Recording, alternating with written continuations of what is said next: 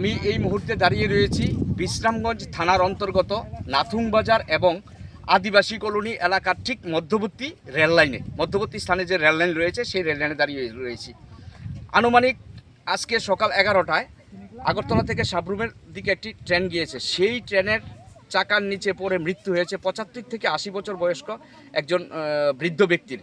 এখনও জানা যায়নি, তার পরিচয় এখনও জানা যায়নি। ঘটনাস্থলে ছুটে এসেছে বিশ্রামগঞ্জ থানার পুলিশ, ছুটে এসেছে জিআরপি, রেল পুলিশ সবাই, কিন্তু ব্যক্তিটিকে এখনও শনাক্ত করতে পারেনি। আজ থেকে 1 মাস পূর্বেও এই নাথুংবাজার এবং ননজলা থেকে অল্প একটু দূরে আরেকজন লোক রেলের নিচে পড়ে চাপা পড়েছিল, মৃত্যু হয়েছিল। মানে এই এলাকা একেবারে নীরব, একেবারে শ্মশান, যার ফলে হয়তো 11টায় মৃত্যু হয়েছে লোকটার খবর পাওয়া গেছে এখন। কারণ এই এলাকাতে মানুষের আনাগোনা কম, চতুর্দিকে রাবার বাগান এবং ঘন জঙ্গল। এই এলাকাতে হামেশাই এমন হচ্ছে, কিছুদিন পর পর রেলের চাকার নিচে পড়ে মৃত্যু হচ্ছে বহু মানুষের।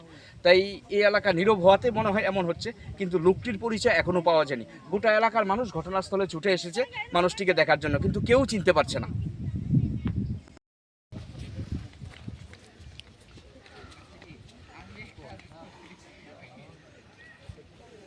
কি দিছে না, এটা তো আমরাই তো জানা না, এরপরে সকালে পাইব। এটা আমরা ধারণা করেছি, এটা সকালে হইব। কি তো হয়েছেন?